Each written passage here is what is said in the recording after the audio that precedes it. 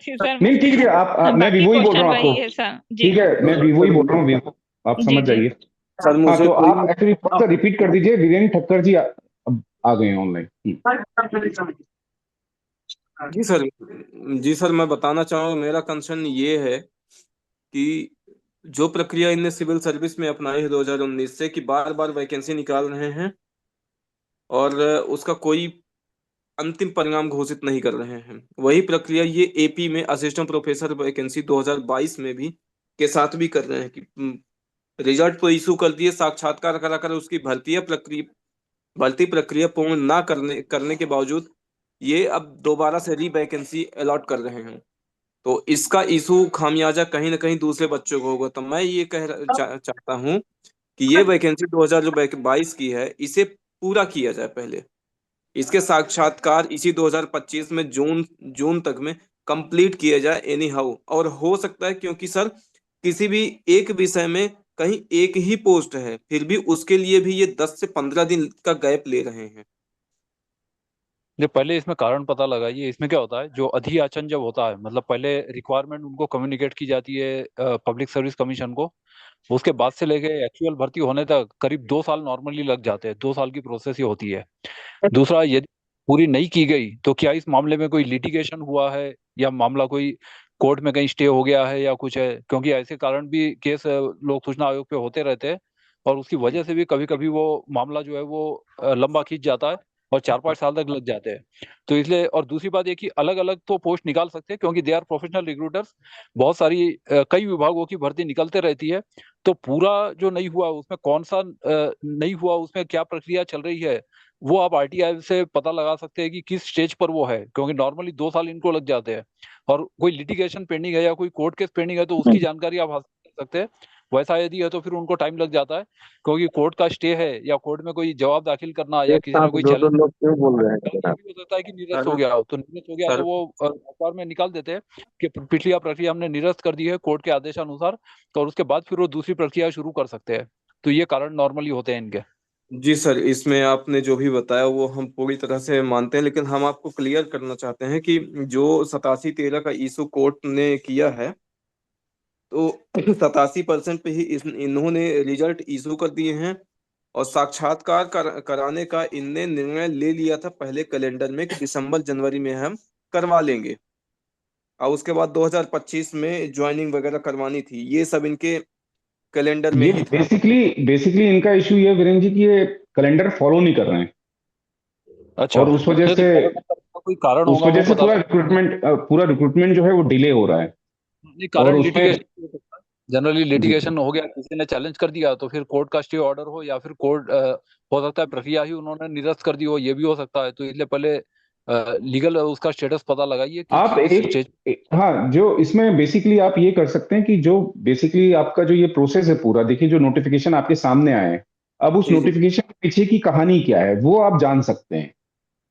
मतलब जी आप मान लीजिए कि उन्होंने बोला कि ये इसको डिले करते हैं या इसको करते हैं, तो आप वो मांग सकते हैं कि ये जो नोटिफिकेशन संस्था ने जारी किया था जी उसमें उसकी जो नोटशीट है वो जी दी सर। जाए, उसके सहपत्र हैं वो दिए जाए, तो उसमें आपको पूरी कहानी मिल जाएगी कि उसका रीजन क्या था। तो या तो आप वहां ऑफिस में कोई आपको बहुत क्लैरिटी के साथ बता दे कि इस वजह सर से हम लोग डिले कर रहे हैं, और नहीं सर तो वहां फिर पे आप कोई वो जो सवाल पूरी करने फाइल के है, लिए तैयार नहीं है। हाँ, तो उसमें एक आरटीआई आप दायर कर सकते हैं।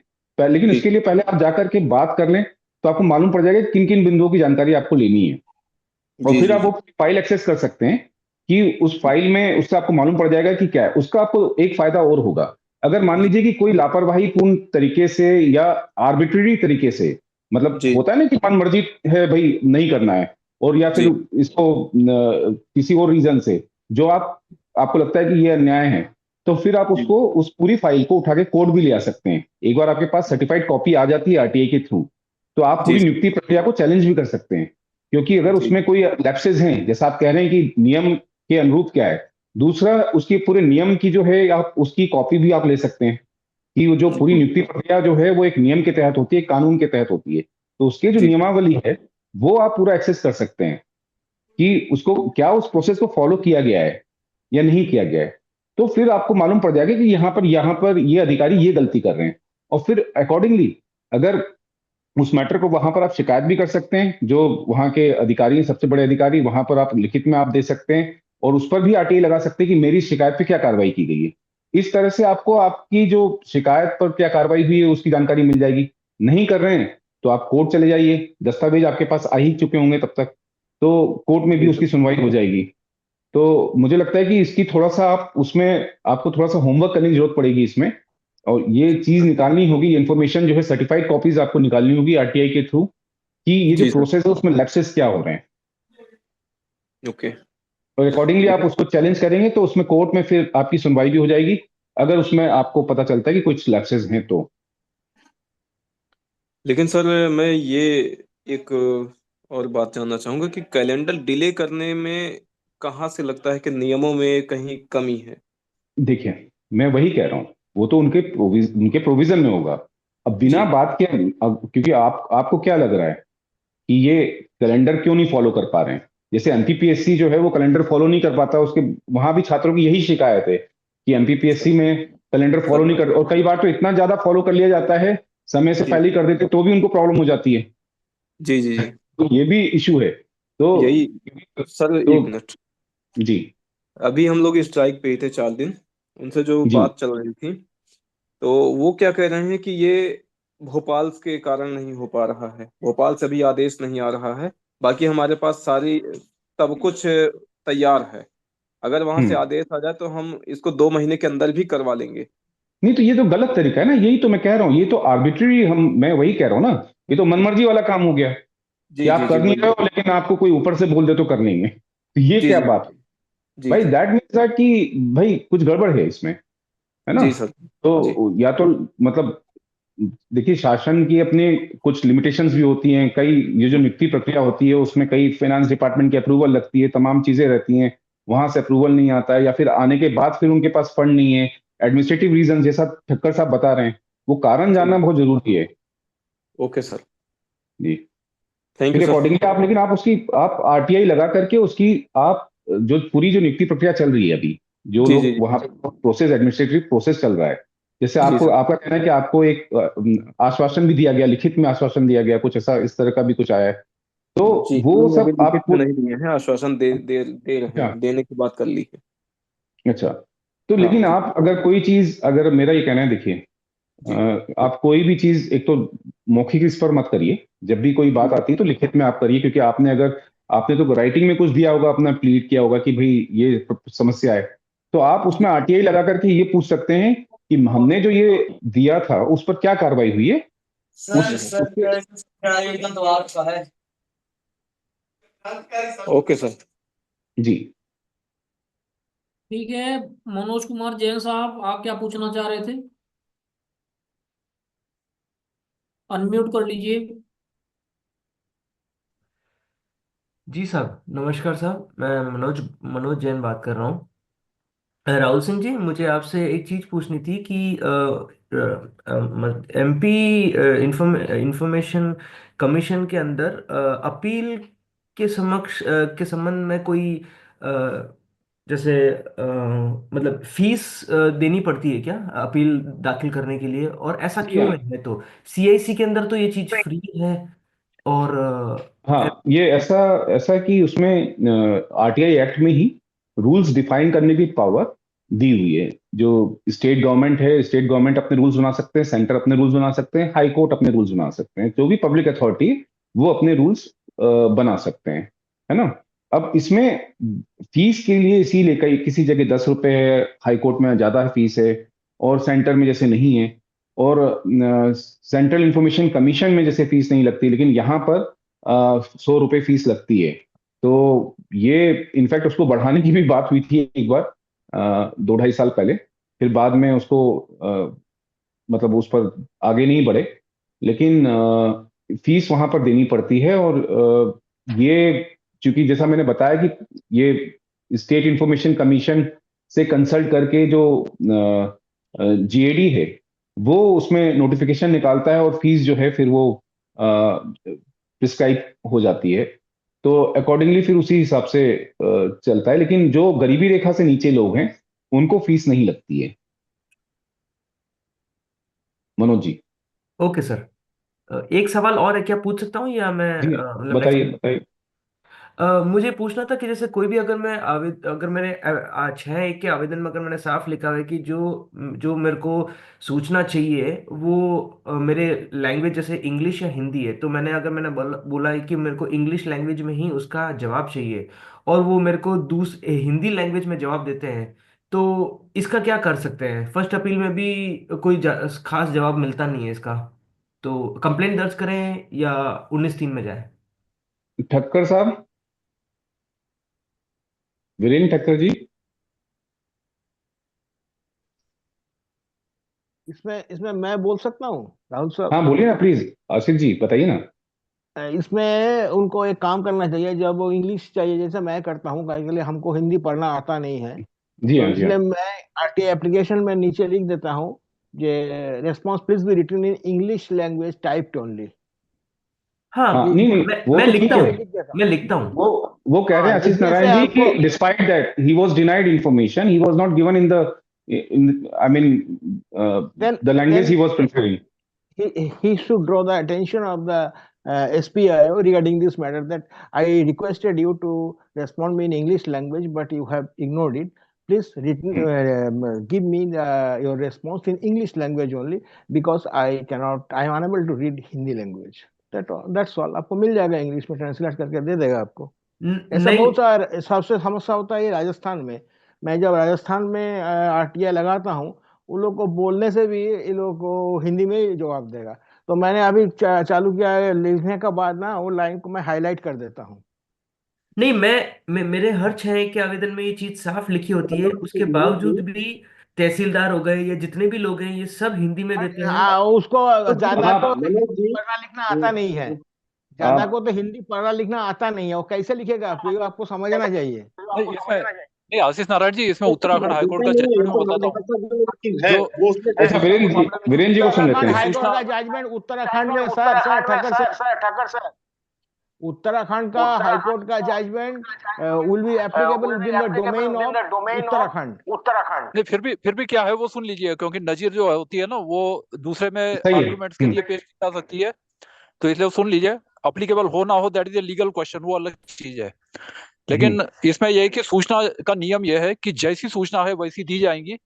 ट्रांसलेशन करने के लिए लोक सूचना अधिकारी बाध्य नहीं है, क्योंकि इसमें ट्रांसलेशन के लिए नहीं बोल रहा, आप सवाल सुने नहीं सर।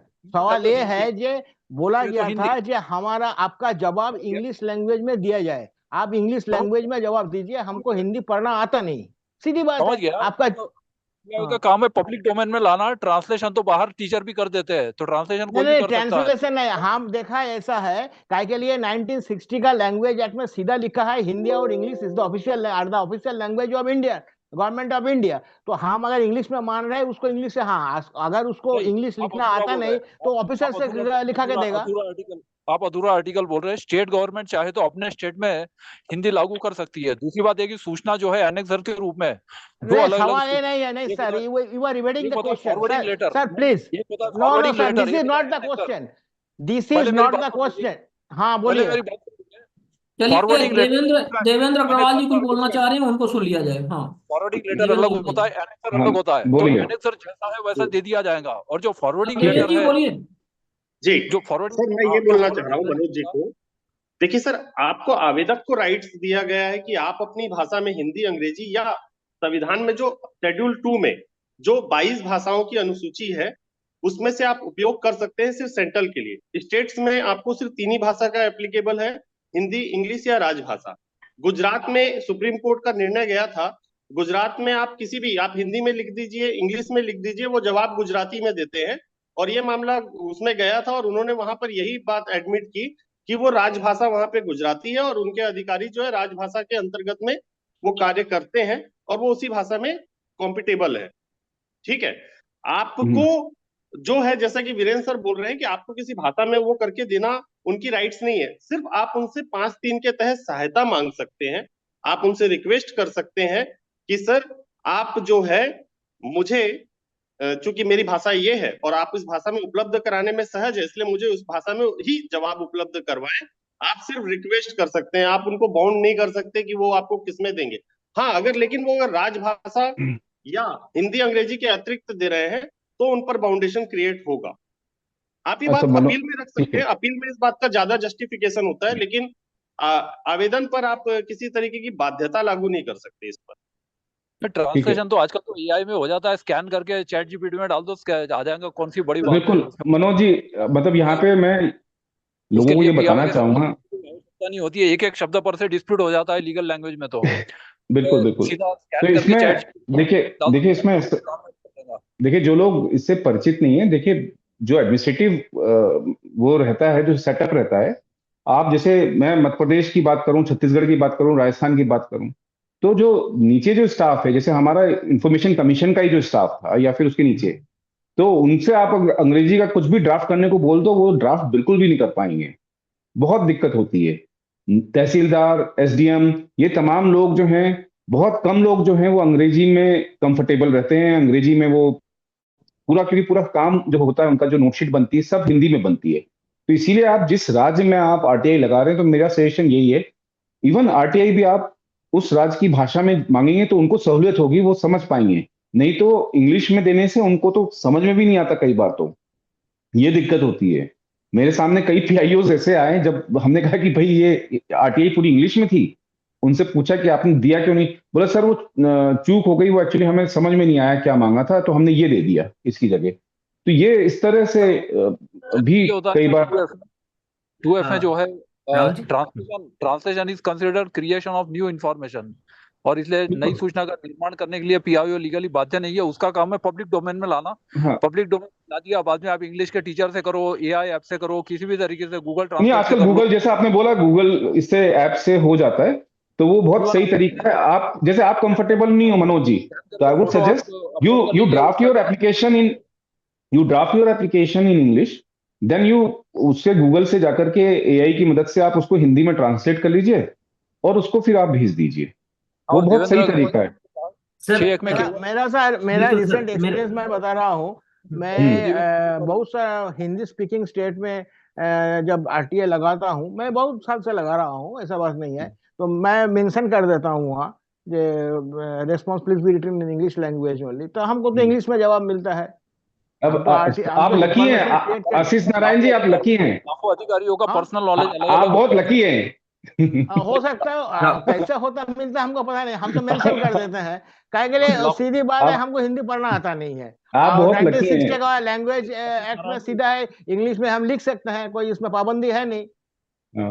नारायण लेकिन राहुल जी जी, अब एक्चुअली अब मुझे लगता है कि अब टेक्नोलॉजी के साथ हम इसको यूज कर सकते हैं, बट टेक्नोलॉजी अब आ राहुल गई। जी, मैं आपको एक चीज बताना चाहूंगा। मैंने सेम टू सेम चीज, जैसे कि चीज बताई, मैंने सेम टू सेम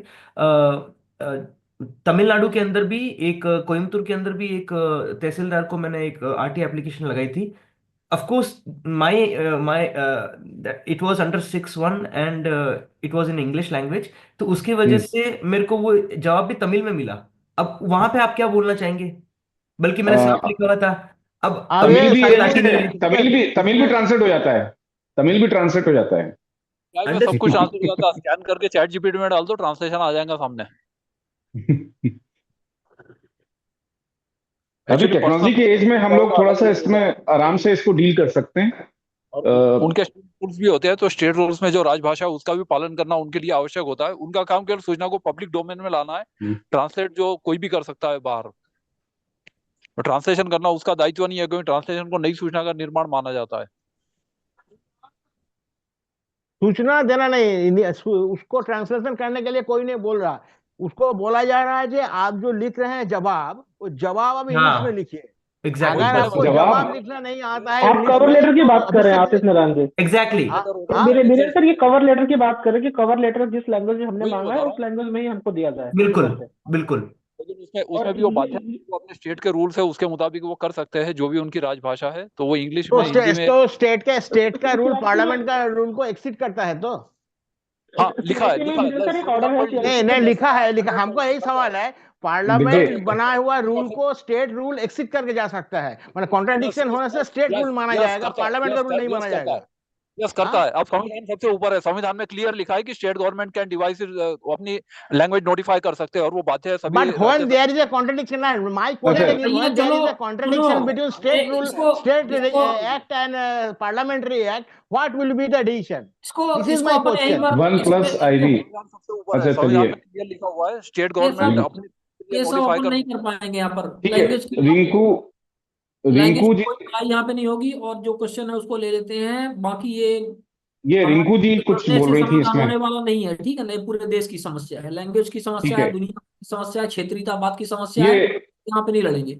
हाँ राहुल ये सर प्लीज। मैं कह रहा हूँ रिंकू जी हैं, उन्होंने कुछ परीक्षा से संबंधित कोई सवाल है उनका। हाँ ले लीजिए हाँ रिंकू रिंकू जी। जी, आप अनम्यूट करिएगा अपने आप को।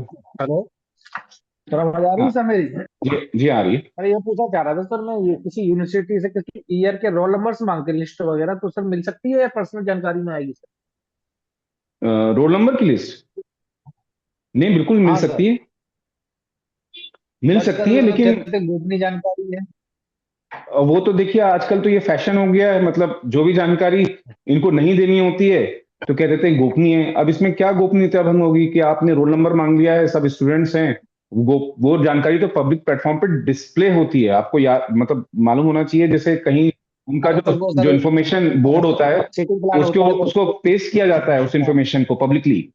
तो ऐसी हाँ इंफॉर्मेशन जी सर। में गोपनीयता कहाँ रहती है कि आप देख रहे हैं कि वहां पे सबका रोल नंबर लिखा हुआ है, सबका नाम लिखा हुआ है और उसके आगे उसके रैंक लिखी हुई है।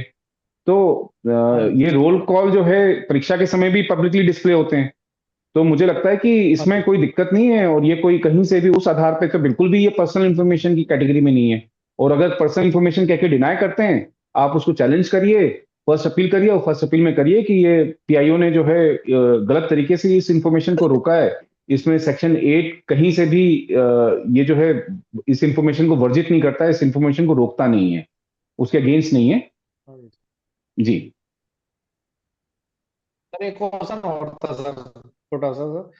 ये सर जैसे हम जन सुनवाई पोर्टल, स्टेट जन सुनवाई पोर्टल होता है, और सर जैसे एसआई वगैरह किसी पुलिस की शिकायत करते हैं उच्च अधिकारी, तो सर उसका जूनियर सर उसकी जांच करता है सर, और सर हर बार वही करता है सर। आरटीआई में भी आखिर सर वही लगाता है, एक एसआई सीओ एसएचओ वगैरह की जांच सर जूनियर करता है सर, जबकि उसे उच्च अधिकारी करना चाहिए सर, जिसकी शिकायत की गई है सर। नहीं, तो जांच जूनियर कैसे करेगा? सर वो जूनियर करवाते अधिकारी हैं, किस नियम से मानते नहीं है, हर बार सर कहते हैं सर कि जूनियर अधिकारी को अधिकार नहीं है उच्च अधिकारी की जांच करने का, बट वो कोई रूल फॉलो ही नहीं करते हैं सर। बार बार सर नहीं, ये गलत है। गलती कर रहे हैं सर हर बार। हाँ ये गलत है, इसकी तो आप इसके लिए शिकायत क्या कर किया सकते जाए? हैं, उसकी आप शिकायत कर सकते हैं, क्योंकि कोई भी चीज नियम और प्रक्रिया के तहत हाँ ही कर होती सकते है हैं सर। शासन में। आप उनके अधिकारी को, सर कोई जो भी आदेश है अधिकारी सर हैं, इसका हाई कोर्ट वगैरह? हाई कोर्ट का सर हाई कोर्ट वगैरह कोई आदेश है सर इस पे? सर किसी भी सर कोर्ट का सर, स्टेट या सुप्रीम कोर्ट का सर, ये वीरेंद्र ठक्कर जी इससे बताएंगे, जूनियर नहीं कर सकता जांच? उनके पास खजाना होता है हाई कोर्ट और सुप्रीम कोर्ट के केसेस का। हाँ जी सर। तो वीरेंद्र ठक्कर जी आपको हाँ जी बताएंगे कि उनके पास है या नहीं। उनका प्रश्न क्या है? सर कोई हो तो सर उसका रेफरेंस दे रहे सर। रिंकू जी, आप अटैच अपने कर प्रश्न को दोबारा दोबारा दोहराइएगा अपने प्रश्न को। कौन? सर मैं जैसे सर जन सुनवाई पोर्टल पे सर, आरटीआई पोर्टल पे शिकायत करता हूँ, तो सर उसकी जांच जूनियर अधिकारी करता है, जबकि शिकायत उच्च अधिकारी की, आरोपी सर उसमें उच्च अधिकारी होता है, उसकी जांच सर छोटे अधिकारी से कराते हैं सर। उसके लिए क्या किया जाए सर? कोई आदेश हो जिसके सर हम उसका कोट करके सर लगा दें कि इसके आधार पे नहीं कर सकता सर जूनियर अधिकारी अपने से सीनियर अधिकारी की जांच, ये ऐसे नियम विरुद्ध है, इसके ये लिए कोई आदेश है सर? संविधान के आर्टिकल 311 में है ना। और उसके अलावा जो डिसिप्लिनरी एंड अपील रूल्स है जो भी स्टेट के हो, वो इसमें लागू होते हैं। तो उसमें ये लिखा है कि वो रैंक ऊपर का अधिकारी होना चाहिए। बाकी आरटीआई में क्या होता है कि ऑपरेटर वगैरह होते हैं, वो रिस्पॉन्ड करते हैं कई बार, है ना। तो जवाब कोई भी दे सकता है, लेकिन जांच अधिकारी जिसको नियुक्त किया जाता है या नामित किया जाता है, तो जांच अधिकारी कम से कम 2 लेवल ऊपर होना चाहिए। संविधान का 311 पढ़ लीजिए, सर्विस मैटर में, और डिसिप्लिनरी एंड अपील रूल्स होते हैं जो अलग अलग स्टेट के अलग अलग है, तो वो इस मामले में लागू होते हैं, उसमें ये लिखा होता है, वहां से आपको मिल सकता है ये तो यूपी के लिए सर कोई आदेश है सर इसमें से? आदेश। क्या उत्तर प्रदेश उन्होंने के लिए? बताया, डिसिप्लिनरी रूल्स है यूपी के, डिसिप्लिनरी एंड अपील रूल्स है। उत्तर प्रदेश पब्लिक सर्वेंट जो डिसिप्लिनरी एंड अपील रूल्स है जिसमें विभागीय कार्रवाई होती है, तो विभागीय कार्रवाई के लिए 2 रैंक होना चाहिए। बाकी फैक्ट फाइंडिंग इंक्वायरी या ये है तो उसमें ऐसा कोई आवश्यक, वो किसी भी स्केल का कर सकता है, पे स्केल नहीं आता है। इवन सूचना आयुक्त जो होता है वो किसी भी बड़े अधिकारी पे पेनल्टी कर सकता है, तो उसमें पे स्केल जो है वो कम है या ज्यादा है ये कहा जाता है, अपने अपने पावर के अच्छा मुताबिक सर। करते हैं काम। जैसे कि कांस्टेबल है, सर कांस्टेबल यहाँ पे मुख्यमंत्री दो और लोग आने वाले थे, आ गए क्या कोई? इसमें अभी तक तो कोई दिख नहीं रहा है। ठीक है, मतलब वही कंफर्म करना चाह रहे थे जी। वीरेंद्र जी बताइए। सर मेरा भी एक क्वेश्चन है। जांच के मामले में जो है कौन? कि अच्छा, क्या वीवो से। पता चले तो उसमें पता चलेगा कि हाई लेवल का होता है कि लो लेवल का भी कर सकता है, ठीक है, वो उस पर डिपेंड करता है। बताइए वीवो, अपना प्रश्न क्या है? सर मेरा क्वेश्चन ये है कि 2018 में माध्यमिक शिक्षक भर्ती का जो एग्जाम हुआ था सर, उसमें मेरा क्वालिफाइड था। 2022 में मुझे वेरिफिकेशन का भी मौका मिला, लेकिन सर उसके बाद भर्ती प्रक्रिया 2500 पद अभी भी खाली हैं, लेकिन उसके बाद भी अभी भर्ती नहीं दे रही है, और कोर्ट से आदेश भी आ चुका है मध्य प्रदेश शासन। इसके बाद 2018 में ही वर्ग 1 की भर्ती हुई थी 2019 में, उसमें भी मेरा क्वालिफाइड था, वहां पर भी वैकेंसीज खाली रही, अभी तक जॉब नहीं लगी। और 2023 में भी सर मेरा वेटिंग में 7th पोजीशन पर नाम है सर, अभी भी वर्ग 2 की जो सेकंड लिस्ट है, वर्ग 1 की सेकंड लिस्ट है, वो अभी तक नहीं आई है। 2022 में असिस्टेंट प्रोफेसर क्वालिफाइड हुआ सर, सर उसमें भी इंटरव्यू की डेट नहीं है। तो सर क्या हम लाइफ टाइम ऐसे ही पढ़ते रहेंगे और एग्जाम के भरोसे बैठे रहेंगे? नहीं, जैसे देखिए अभी ये जो इससे पहले भी जो हमने क्वेश्चन डिस्कस किया था वो बिल्कुल ऑलमोस्ट इससे रिलेटेड है। आप सही कह रहे हैं सर कि मतलब आप कितना पढ़ेंगे और कब तक उसका एग्जाम ही देते रहेंगे, और भर्ती प्रक्रिया जो है वो हमेशा कुछ अलग बढ़ता जाएगा, कैलेंडर उसके चेंज होते जाएंगे। तो ये इनफैक्ट बहुत ही डिप्रेसिंग रहता है किसी भी तो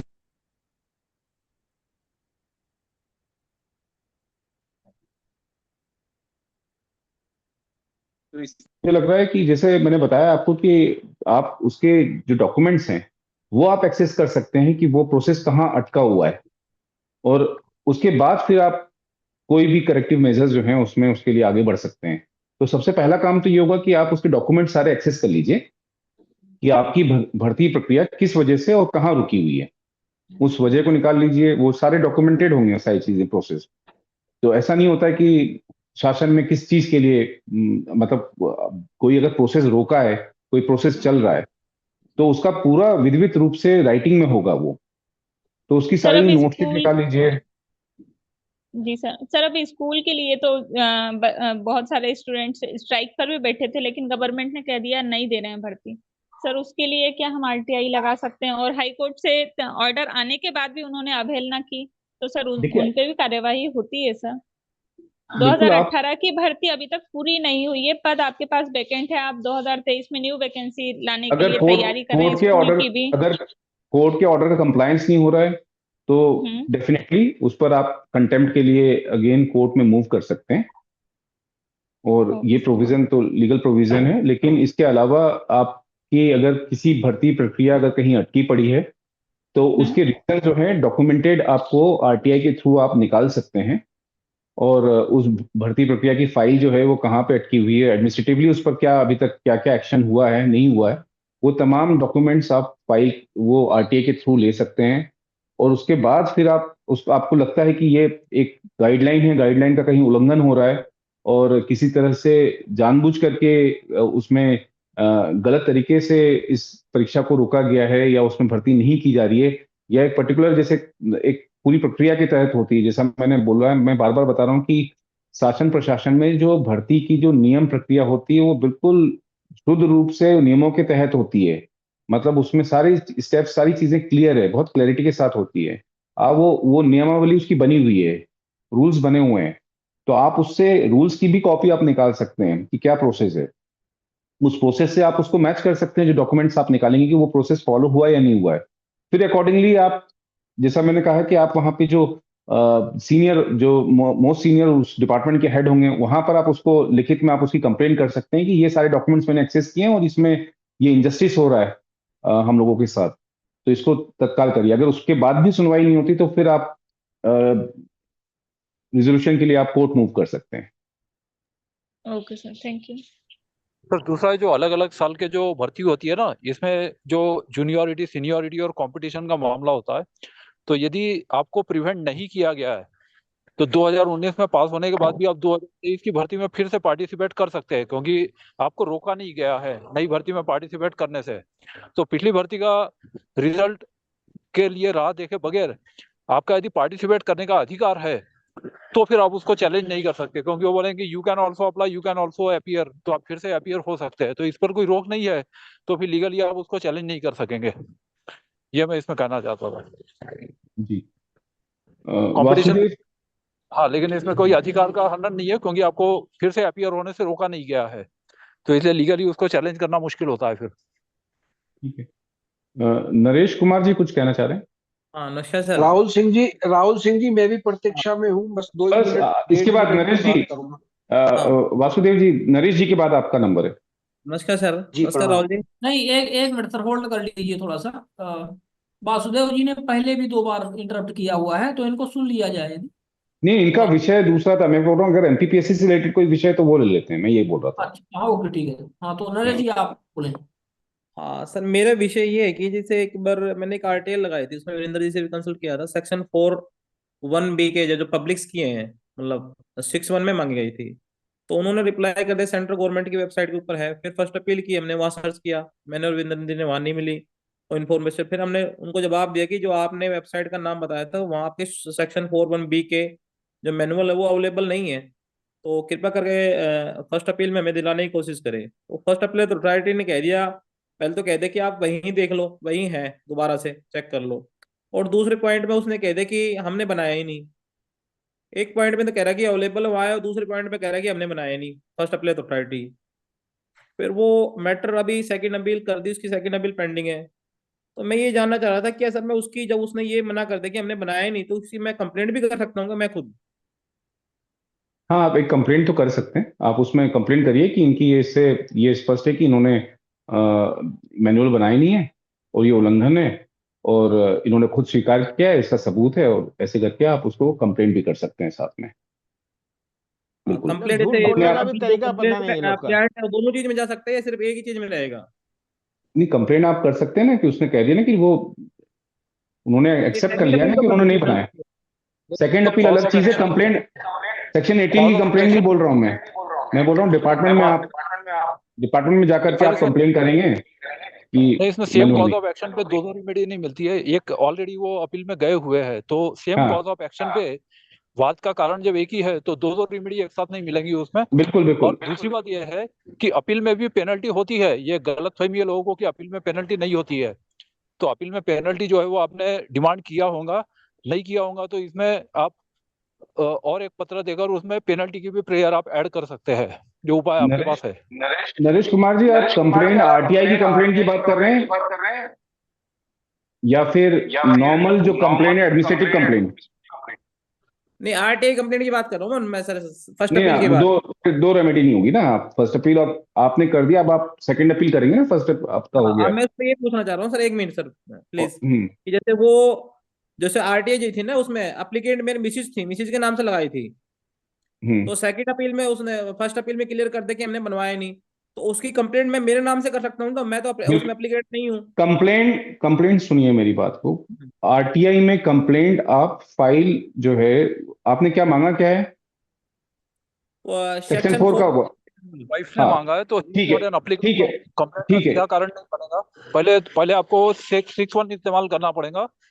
6(1) में जब आपको डिनाई किया जाता है तब आपका कंप्लेंट का अधिकार बनता है। नहीं, ये ऐसा नहीं, इसमें वीरेंद्र ठक्कर जी, कोई भी आदमी, इवन मैं भी कंप्लेंट कर सकता हूं। अगर सेक्शन 4 का वॉयलेशन मुझे दिख रहा है कहीं, तो मैं सेक्शन 18 में कंप्लेंट कर सकता हूं कि ये सेक्शन 4 के तहत यहाँ पे वॉयलेशन हो रहा है। कुछ एंटरटेन करते हैं, लेकिन इसमें पहले एक एप्लीकेशन लगा देते हैं, तो फिर इस हाँ, वजह से वो डिनाई करेंगे। तो इसलिए बेहतर ये है कि आप से पहले एक एप्लीकेशन करिए, 30 दिन टाइम दीजिए और उसके बाद फिर आप कंप्लेंट करिए कि मैनुअल नहीं बने हैं। हाँ ठीक है। अच्छा, अलग से परवानी एप्लीकेशन जी, करनी पड़ेगी सर मेरे को मेरे नाम से? परवानी जी को सुन लेते हैं। जी sir, thank you. Thank you. Vasudev Parwani जी।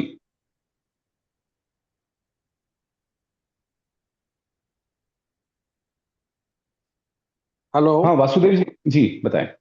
हाँ जी, प्रणाम। मेरी आवाज सुन पा जी रहे हैं? बिल्कुल सुन पा रहे हैं आपका। हाँ कुछ मैट्रिमोनियल हाँ केस आप बता रहे थे, कुछ विवाद। हाँ, राहुल सिंह जी, मैं आपके जो जब आप मध्य प्रदेश में सूचना आयुक्त थे, तो कुछ हम्म। दिनों से ही मैंने आपके सोशल मीडिया यूट्यूब पर आपके जो है वो डिसीजन देखे और सुने थे कोरोना टाइम पे। और मैं उनसे आपके कार्य प्रणाली से बहुत प्रभावित और होके आपसे इस व्यवस्था से जुड़ पाया हूँ। और मैं बहुत आपसे बहुत प्रभावित हूँ। आपका परफॉर्मेंस बहुत अच्छा लगा मुझे। मेरा प्रश्न आपसे ये है कि मेरे मैट्रिमोनियल बहू और बेटे के बीच विवाद चल रहा है। मैं जयपुर हम्म। राजस्थान से हूँ। हम्म। और जो भी पुलिस में या इससे जुड़े हुए कोई विषय थे, तो उस पर मैंने पुलिस के विरुद्ध काफी इसमें सूचनाएं आरटीआई लगा रखी, लगभग 2 दर्जन मैंने लगाई है। मेरा प्रश्न आपसे इतना सही है कि जो भी मैं सेकंड अपील में जाता हूँ, क्योंकि वहां पे मुख्य सूचना आयुक्त वर्तमान समय में रिटायर्ड डीजी पुलिस हैं, तो कहीं ना कहीं वो भावनात्मक रूप से जुड़े हुए हैं विभाग से। तो जो मैंने आरटीआई लगाई, फिर उसकी प्रथम अपील लगाई, और फिर जब द्वितीय अपील में आई तो मुझे वांछित सूचना जो मिलनी चाहिए नहीं मिल पाई। 2-3 आरटीआई में तो ये भी विरोधाभास है कि एक जिले की जो सूचना थी, एक पुलिस ने दे दी, और हूबहू वही सूचना दूसरा जिला उसको मना कर रहा है कि आपके परिधि में नहीं आता है। यह चीज मैंने अपील करते हुए द्वितीय अपील में आया, तब भी मेरी खारिज की गई है।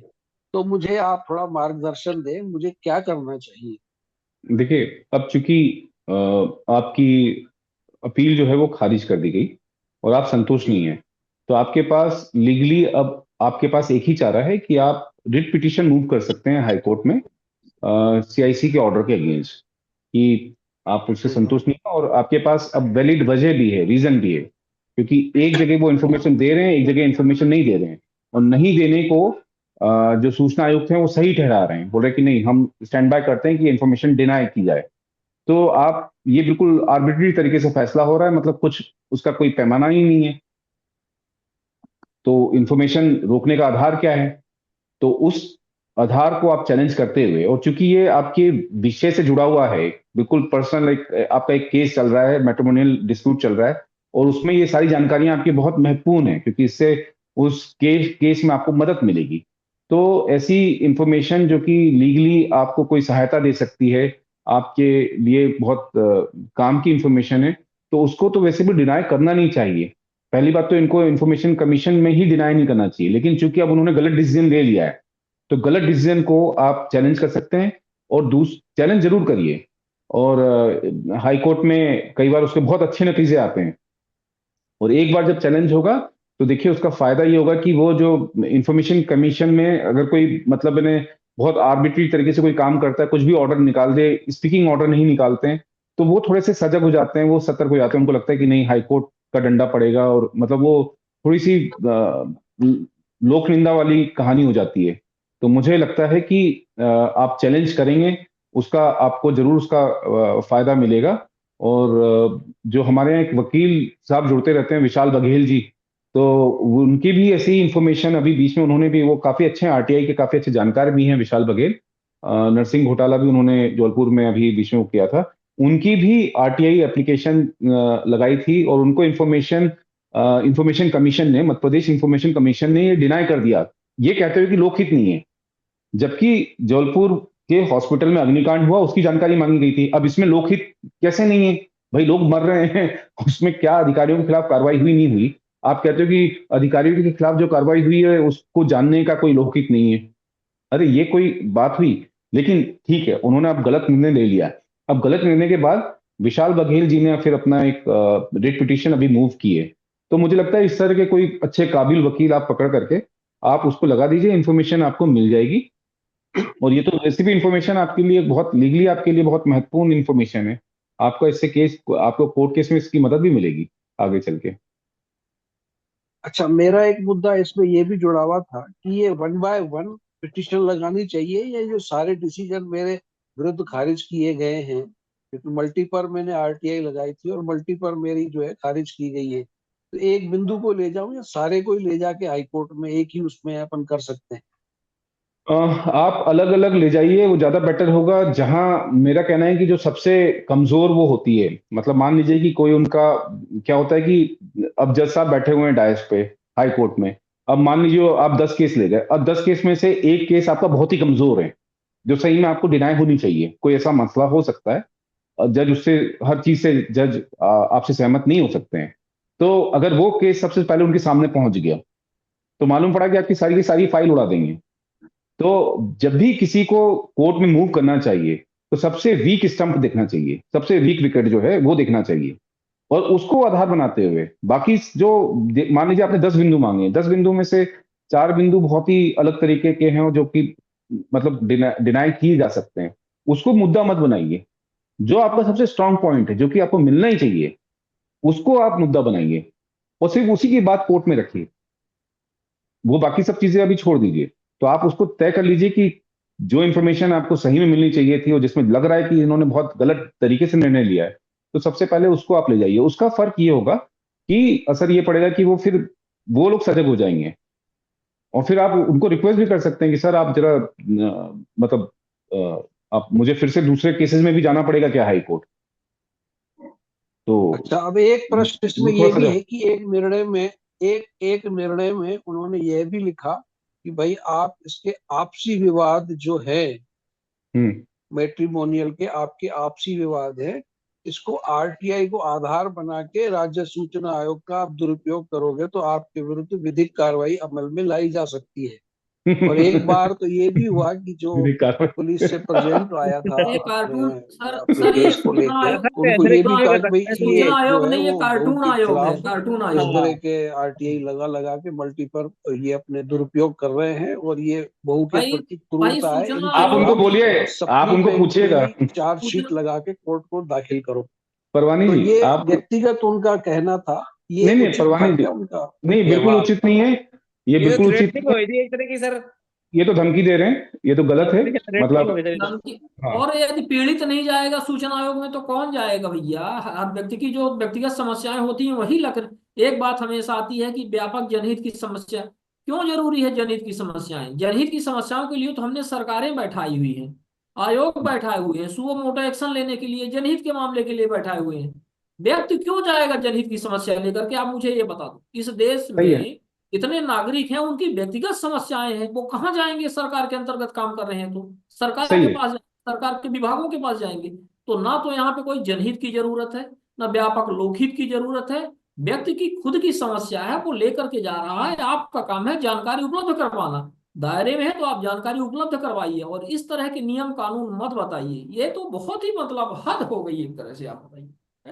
नहीं, आप इसकी तो शिकायत रिजर्वेशन में करिए। नौकरी मिलने से ऐसा एक कैटेगरी का नहीं माल मिलेगा आपको। देखिए नहीं, आप इसमें देखिए इसकी शिकायत, इसकी रिट पिटीशन आप जरूर मूव करिए, क्योंकि ये फिर क्या होता है कि अगर आप कुछ कार्रवाई नहीं करते हैं तो उनको लगता है कि अच्छा कुछ भी नहीं होगा, तो फिर वो मनमर्जी टाइप का राहुल सर, डिसीजन दे देते हैं जी। ऐसा ऐसा मेरा साथ भी एक घटना हुआ था आज से 3 साल पहले। तब सीआईसी में एक लेडी कमिश्नर थे, उनका नाम था अमिताभ पांडव, मैडम का हम्म, नाम था। हाँ ठीक है ना सर, तो हम हाँ यहाँ से कह रहे हैं उनके बारे में। हाँ, तो अमिताभ पांडव हियरिंग में 5 को 2 अप्रैल एक साथ इकट्ठा करके हियरिंग में लिए हैं। कोई बात नहीं, चलो। तो बोलता आप इतना क्यों लगाते हैं? अलो, आप जो सवाल कर रहे हैं आरटीआई एक्ट का कौन सेक्शन में लिखा है, सवाल आप कर सकते हैं, क्यों नहीं लगाया है?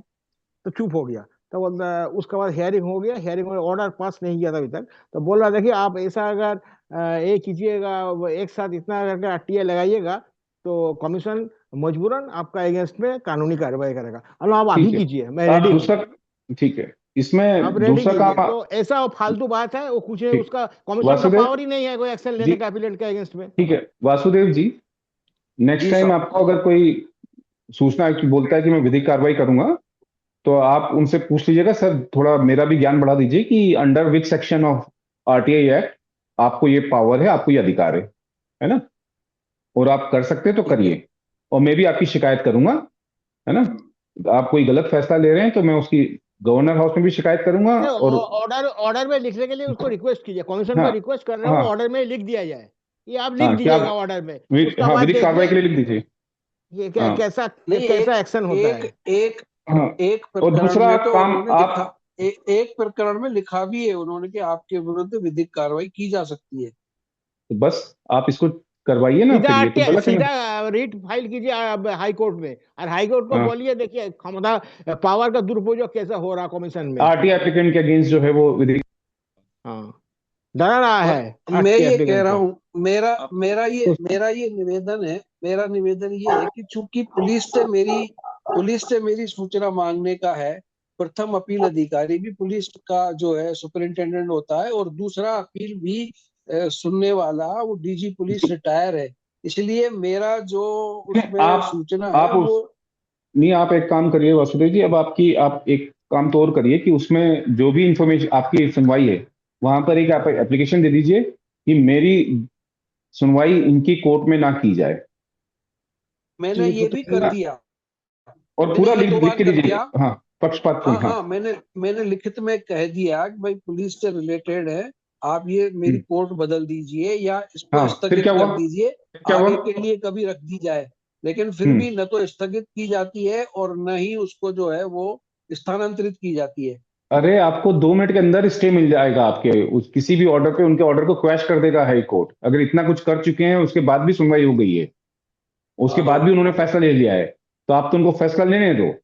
2 मिनट के अंदर आपका हाई कोर्ट जाएंगे, आपको आपको बस इतना बताना है कि ये देखिए मैंने इस तारीख को, आपने उसका वो दिया होगा तो उसकी पावती भी आपके पास होगी, तो आप उनको ईमेल के बताएंगे कि थ्रू, ईमेल के ईमेल के, माध्यम से है तो हाँ, हाँ प्राप्तकर्ता और वो है सब, तारीख टाइम सब लिखा है।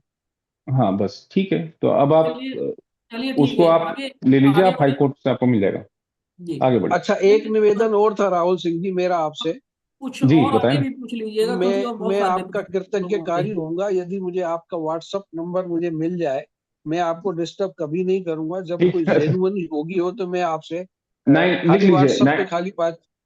लिख लीजिए एक नाइन मिनट फोर, सर, एक मिनट सर, मैं उसमें डाल देता हूँ, मैं उस पर डाल देता हूँ नंबर, जी जी, मैं बहुत बहुत आभारी हूँ आपका, मेरी बात सुनी और मैसेज में मुझे डाल देता मार्गदर्शन दिया। हाँ जी, हूँ। जी प्रणाम। हाँ जी प्रणाम। नहीं तो ना। जी प्रवीण जी हमारे कार्यक्रम में जुड़े हुए हैं। प्रवीण जी कुछ कहना है आपको? धूप में बैठे हैं क्या आप? नहीं नहीं, मैं जस्ट अभी टाइम मिला तो मैं सोचा आपका वेबिनार चल रहा होगा, लेट मी सी क्या हो रहा है, और कुछ नहीं है। अभी तो घमासान जस्ट चालू मैंने है। धूप नहीं सेक रहे, बैठे हैं सब, शादी के ब्याह में आए हैं, हम्म बैठे हुए हैं। यहाँ यहाँ लोकसभा की तरह घमासान चालू है। क्या चीज, लोकसभा? मतलब डर गए क्या आप? लोकसभा मैंने बोल दिया तो अभी पिछले नहीं नहीं, दिनों आपकी में जो ऐसा नहीं आपकी जो होता सभा भाई। है लोकसभा ही, ये आप कह रहे हैं कि असली बातें लोकसभा तो हो आपकी रही है, है। हम लोग क्यों डरेंगे? नहीं नहीं, लोकसभा तो क्योंकि आप चला रहे थे। लोकसभा में आजकल जो चल रहा है उससे आम आदमी को डर लग रहा है। मतलब अब तो डर विश्वास की ही बात नहीं नहीं होता है। कि लोकसभा जो है वो मतलब एक तरह से हमारे देश के चुने हुए मतलब महान प्रतिनिधियों की जगह है, जिस तरह से चल रहा है काम। अब इसको हम परवीन साहब लोकसभा आम कहें या आदमी क्या कहें? है नहीं, परवीन साहब आम आदमी है नहीं। आम आदमी कैसे नहीं है? आज प्रताप षडंगी जैसा आम आदमी कैसे नहीं मिलेगा? नहीं, आप आम आदमी नहीं है ना, आप क्यों डरिएगा। अरे भाई, हम लोग तो आम आदमी से भी नीचे हैं असल हाँ, में। वही चलिए बात ठीक है। है। जैसे चलिए जब ठीक है, प्रताप वो तो षडंगी मजाक जैसे मजाक, आदमी हाँ मजाक के लिए था, उसको अपन जिसने हटा देते हैं जिसने हंसी। आज 3 मर्डर किया हो, हाँ वो वो जब भी छोड़िए, लोकसभा का मेंबर बन सकता है। प्रवीण जी वो छोड़िए, वो अपन डिस्कस नहीं करेंगे वो सब, नहीं मजाक नहीं, के तौर डिस्कस पे नहीं छोड़ किया, आम दीजिए। आदमी की परिभाषा करता हूँ। आज का हाँ जो हाँ, टॉपिक वो है, आज का जो चारा टॉपिक चोर है, भी एमपी हो जाता है हम लोग का देश आज का में। जो आज का जो टॉपिक है वो एमपीपीएससी और कॉम्पिटिटिव एग्जाम में जो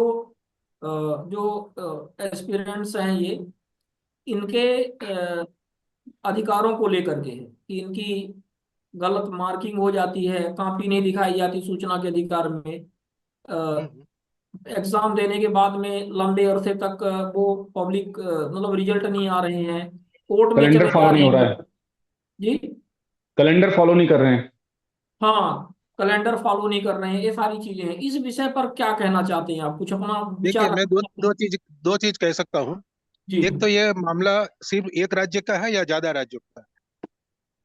ये ये एक दो राज्य का नहीं है, पूरे देश का यही स्थिति है यदि देखिए, एग्जाम दिया अब सवाल देखा आता जाए। है, अब इसके हाँ, अंदर ये तमाम घोटाले हो रहे हैं इसीलिए हर जगह, नहीं, समय मोर समय देन पर वन, विभिन्न। हाँ। सुनिए, मोर देन वन स्टेट यदि होगा तो हम डायरेक्ट सुप्रीम कोर्ट जा सकते हैं। तो उसके लिए हमारे पास पर्याप्त ग्राउंड होने चाहिए।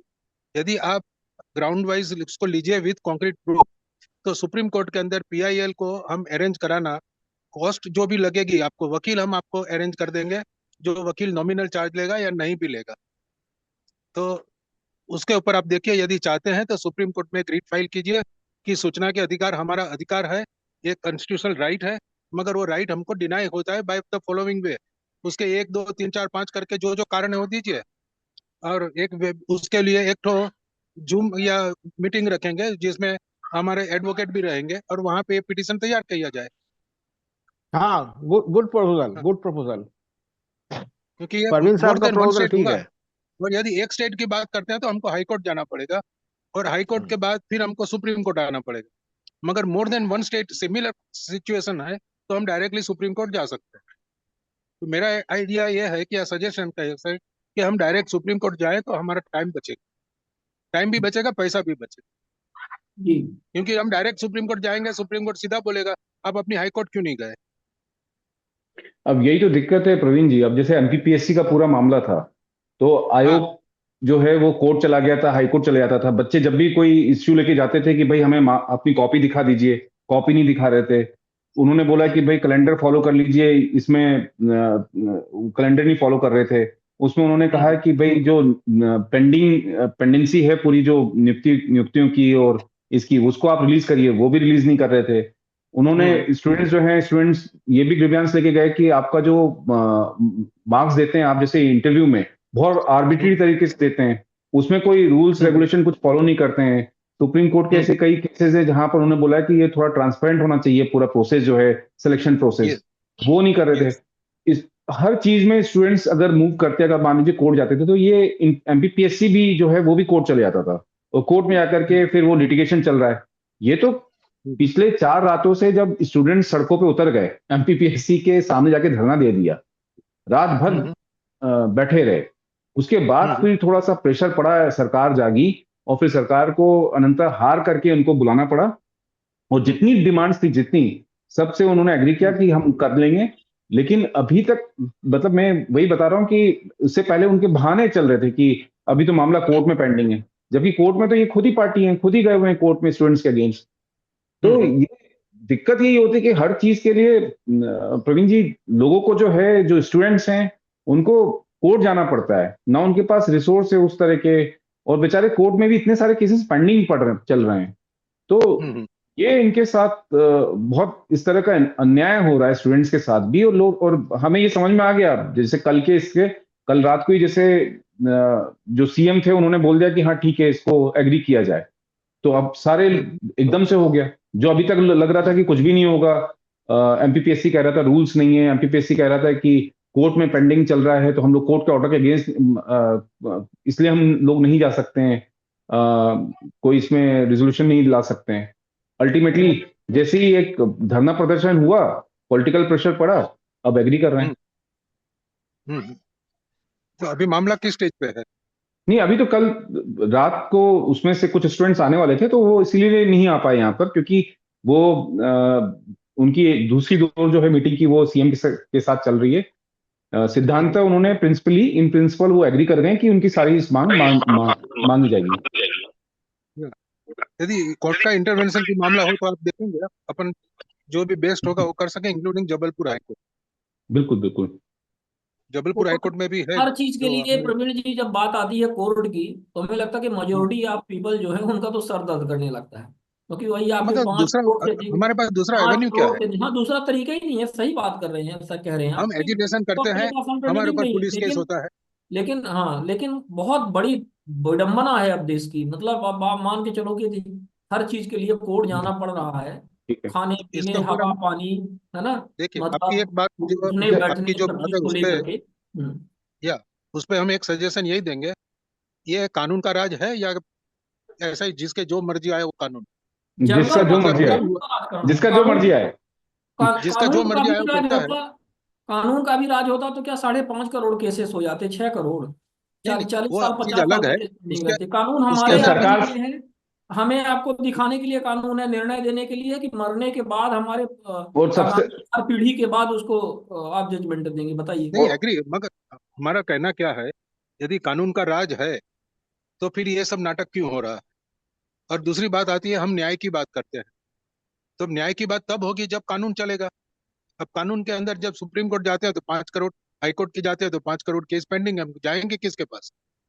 तो इसके ऊपर हम लोग एक सजेशन दे सकता हूँ कि एक्सेस टू जस्टिस की बात हम करें, साथ में रूल ऑफ लॉ की बात करें, जैसे अभी राहुल सिंह साहब ने कहा। तो rule of law and access to justice, इसके ऊपर बात करें, इस पर विस्तृत चर्चा हो सकती है। अपन एक हाई कोर्ट के जज को, सुप्रीम कोर्ट के वकील को, उनको भी बुला सकते हैं, उनसे राय ले सकते हैं, और जरूरत पड़ेगी तो जबलपुर हाई कोर्ट से भी किसी के जज, यदि मध्य प्रदेश का मामला है, जबलपुर हाई कोर्ट से भी किसी जज को बुला सकते हैं, जज को या रिटायर्ड जज या एडवोकेट, जैसा भी आप लोग डिसाइड करें। मैं अभी जी 2 या 3 तारीख तक बाहर में हूँ। अपने कई तारीख रिटर्न है? चलिए, 2 इस तारीख। मामले में प्रवीण सर आप ठीक है। लोगों की मदद करेंगे, जो छात्र यहाँ 1 पे बज गए, अपनी बातें रख रहे थे, और उनको कोऑर्डिनेट सर करवा देंगे, राहुल टाइम सर। भी, हाँ, जी टाइम भी हो तो गया शिवानंद जी, 1 बज गए। हाँ, तो सर क्लोज करते हैं। बहुत धन्यवाद, आप सभी ने अपना जी महत्वपूर्ण समय दिया, और अगले संडे को फिर मिलते हैं नए टॉपिक के ठीक साथ है। में। टॉपिक का सुझाव जो भी है प्रवीण सर आप बताइएगा, आप लोग जैसा भी है अपन चर्चा करेंगे। मैं तो ये कह रहा हूँ, ये 3 तारीख के बाद में यदि जो भी आता हो, तो रूल ऑफ हाँ law and access to justice, हाँ, तो ठीक है, कर लेंगे, ठीक है, ये इसके चर्चा ऊपर करिए, करेंगे। उसमें सब कवर हो जाएगा। विल डू और इट। उसमें कुछ एग्जाम्पल रखिए, जैसे ये हाँ एग्जाम्पल है आपके, जिसमें हमने अतुल का सुसाइड के टाइम पे जो हुआ उसके हिसाब से ले, तो उसके हिसाब से हम लोग पैनल में लोगों को भी सिलेक्ट करें। हाँ, ठीक है, ठीक। मैं तो ठीक ट्रायल है कर सर, रहा था मोबाइल से, मेरा पकड़ रहा है कि नहीं पकड़ रहा है। आपका बहुत अच्छा पकड़ रहा है। हाँ। तो ठीक है, मैं तो मोबाइल और से कर बाहर ही नहीं पा रहा था। सर, प्रवीण आउटडोर सर के में, कनेक्शन स्ट्रांग है। हाँ, सर, और प्रवीण आउटडोर, सर के कनेक्शन स्ट्रांग है। और सर नहीं है आउटडोर में भाई, प्रवीण सर बहुत अच्छा, बिल्कुल क्लीन दिख रहे हैं एकदम। अरे ये क्या समझ मालूम में आ रहा क्या कि हो रहा है। सनलाइट आपके ऊपर ज्यादा पड़ ही रही लग है। रहे हैं सर। लाइट में टू खुले में पेड़ बैठा लग हूँ, रहे हैं, पेड़। खुले में बैठा हूँ बढ़िया, मैं। धूप का आनंद और लीजिए। बिलासपुर हमारे ऑफिस में बैठते हैं तो ट्यूबलाइट में होता है, ये हाँ, सनलाइट है। सही है। टेम्परेचर कितना है आपके विटामिन यहाँ? डी है सर। टेम्परेचर अभी ठंडा ही है, अच्छा। होगा 12 डिग्री, होगा 10-12 डिग्री। हाँ, नहीं तो आपने टोपा नहीं लगाया हुआ है? मैं नहीं लगाता ना कभी भी, अच्छा। स्वेटर भी बड़े इमरजेंसी हो तभी स्वेटर पहनता हूँ, नहीं तो वो भी नहीं पहनता हूँ। अरे गजब, आप तो मजबूत आदमी है। नहीं नहीं, ठंडा अच्छा लगता है, चलिए ठीक। गर्मी ओके, बर्दाश्त नहीं होती, ठंड तो बहुत बहुत धन्यवाद होता आप है, सभी अच्छा का, लगता आपने समय दिया। जिसके प्रश्न रह गए हैं उसको आगे अपन लेके, थोड़ा सा हमें भी जाना था, एक नेक्स्ट दूसरा। वीक, हाँ नेक्स्ट वीक मिलेंगे। जी।